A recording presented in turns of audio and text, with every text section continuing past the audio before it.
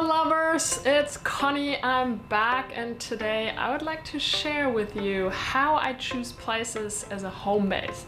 What do I need in a place to feel home? I get this question asked a lot, so I'm gonna let you in on the process, on the criteria that I go through, my checklist sort of, to choose places that I want to spend considerable amounts of time in, and that's usually a month or longer. Get myself sorted out, have my daily routines, be productive, feel inspired and creative. I like to stay in places for a month, or 2, or 3, or 4, and for those kind of places I have a range of needs that I need to have fulfilled as best and as good as possible so that I can have the life that I want to live. For me, that means feeling fulfilled on a daily basis, feeling productive, feeling energetic, feeling just like I can do all the things that make me really happy. So let's see, what is that? I have a few things that are really dear to me in my everyday life. And that also starts with the surrounding that I'm in. So number one is that my body really likes a warm climate, at best a tropical climate.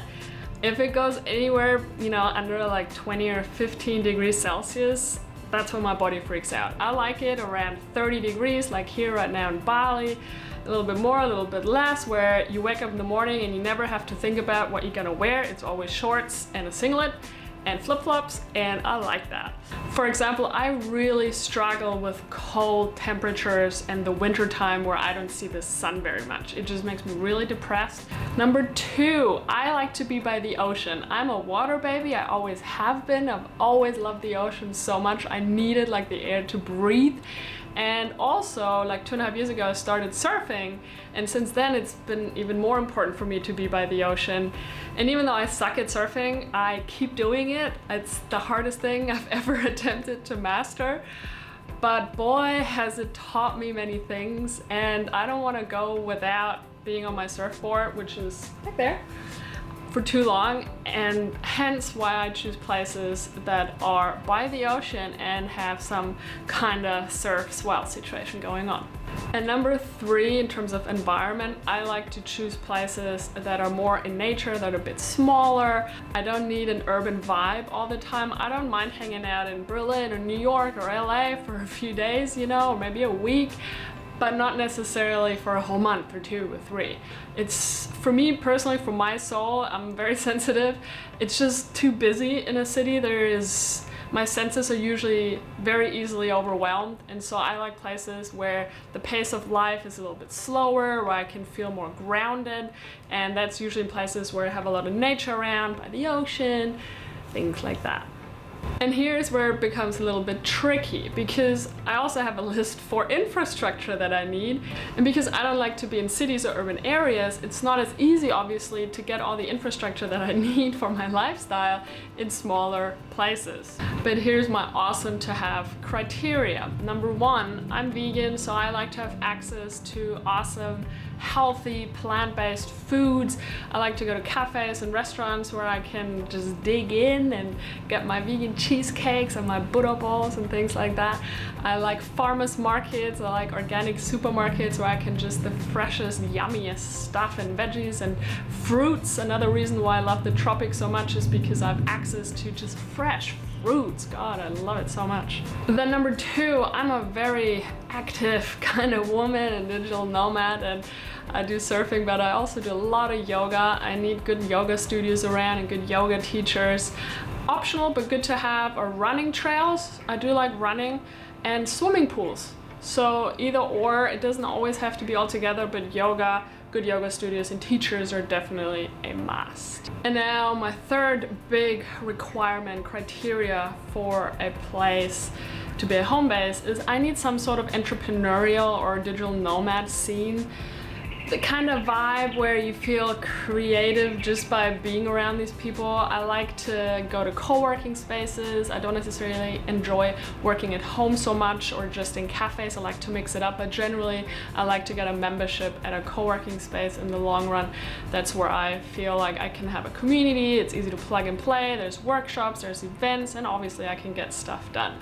And all over these criteria, you know, healthy lifestyle, being vegan, yoga and surfing, and an entrepreneurial vibe also means that I can find the kind of people that are vibing with me, that inspire me, and that I can inspire them, and just generally people that I want to feel connected to and build a community and just have these sort of conversations that feel really good and have energy exchanges that are just uplifting. And so I like hanging out with other creative, conscious, healthy, you know, kind of people that are doing cool stuff and that are enjoying life and that have a positive outlook on life. And those are the kind of people that I enjoy hanging out with, and that's the kind of person that I like to be as well. And so I like sharing my energies, and yeah, it's just, people are the number one thing in the end, right? A place doesn't just live by its infrastructure. A place definitely also feels like a home to me when I have really awesome, deep, conscious connections to people and have awesome friends around. And even though I'm a digital nomad, I'm someone who jumps around a fair amount. I do like staying in places longer. I crave connection, I crave community. It's still very, very important to me. Hence why I keep coming back to the same places, why I stay longer in places, and that's very nourishing for me. And one last thing in terms of criteria, it's like the bonus, I guess, is I don't mind having a little tiny gay, lesbian, queer scene, maybe just knowing that there's other queer women, queer men around where I can feel connected a bit. That's quite nice. I don't necessarily need, you know, a lot of gay bars or clubs. I don't really go out much anyway, so that's definitely not one criteria at all. But I do like to just be able to go on dates and just kind of have gay friends, you know, that just, you know, a couple. And now the big question is, what places around the world satisfy all these outrageous needs that I have and criteria and requirements for a home base? And well, ta-da-da-ta, for me, Bali is a very, very good place to have a home base because I basically get almost everything ticked off of that list, and that means I can have a very awesome, healthy lifestyle, have amazing friends, feel connected. Apart from Bali though, and it's definitely not the perfect place for everyone, you know, there's many things also that, you know, I'm not perfect. And that's okay for me because I've realized over the years I've been traveling so much and living in different places. There is no perfect place. There is no perfect home base. Just as Bali is not perfect and there's things that I just kind of have to accept the way they are, the same goes for many other places. It's just, you know, I try to not be too judgmental about the negative sides of things in places and just kind of focus on the good things that I can leverage when I'm there. But anyway, another really good place for me is Encinitas in Southern California. I spent about 3 months there earlier this year. Maybe some of you remember, I made a lot of videos there. The visa requirements in the United States are not as lax as they maybe are in like Southeast Asia or Central America. But yeah, it's awesome there. I really, really like it. Lots of yoga, lots of healthy food, entrepreneurial community, co-working spaces, the ocean, surfing, temperate climate, not obviously as tropical as here. And you do need a wetsuit to go surfing most of the year, so that wasn't ideal. But you know, there's surf, really good surf, and a few other places that I've been to and spent some time in, and that I might return to maybe, but that didn't completely pull me in. But we're still good. In Portugal, there's definitely a few places. One little town I really enjoyed was Ericeira, just north of Lisbon. Generally though, for me, Europe, for some reason, just doesn't have that energetic pull. So yeah, I haven't found a place in Europe where I would say that's where I need to be. And then there's a few places in Central America. I'm a huge fan of Mexico, huge fan of Mexico. I really like Puerto Escondido and Zipolite, Mazunte on the Pacific coast. There's surf, there's some healthy food, there's some yoga, like there's, you know, a few things on my list. Also, I just spent a month in San Juan del Sur in Nicaragua. Again, surf and yoga and some vegan food. Like there's stuff around, but on a smaller scale. And then there is Santa Teresa in Costa Rica, where I was last year, which also offers a lot of the above.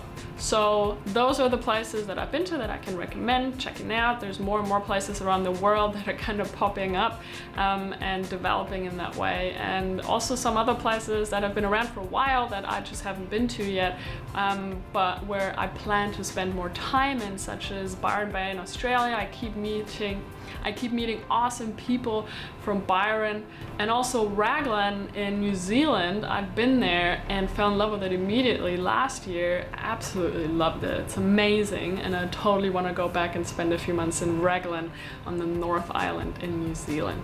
So now the big question is, how can you find places around the world that fulfill your criteria or your needs of living an awesome life on a daily basis? Well, it's like I said, it's really not rocket science. Sit down and figure out, what do you need? What makes you happy on a daily life? What are your routines? What's the environment that you enjoy? Just kind of write it all down. It's kind of like looking for the perfect partner, you know? You gotta know what you want in a partner or in a place to be able to attract that. And then you go out and you do your research. You go online, you look in forums, and then, you know, you narrow down your list of countries or places that are interesting for you, and then you just go there. You go and visit those places, and I would recommend spending a few weeks or a month there initially, because I think that's an amount of time where you can really kind of feel a place. I don't think it's enough to just spend a few days or a week. I feel like being in a place for a month gives you the time frame to be able to establish routines and, you know, just kind of go about your daily life and your productivity and all these things. So I definitely recommend that. And then you keep going and visit all these other places, and eventually you'll find out, okay, this place really resonates. That's where you feel inspired and creative and awesome, and you know, there's awesome people, or the ones that kind of resonate with you. And then there's other places where you're like, oh, I really thought that would be kind of like that, but it didn't hit my spot. You know, I have that, you know, quite a lot too.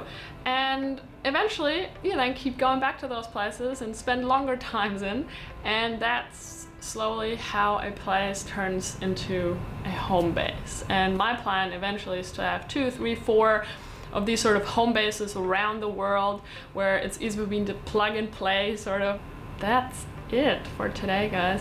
And now I would love to know, number one, what are your needs? What are your criteria for a home base, for a place for you to feel home as a digital nomad? And then what are the places that you've been around the world, or where you keep going back to, where you've spent a lot of time or continue to do so, that inspire you? And share with me in the comments. I'd love to know. Let's keep the conversation going. And other than that, if you enjoyed my video, give me a thumbs up and subscribe to my channel. I will see you in the next video. It's been a pleasure. Thank you so much for watching. Until next time, bye.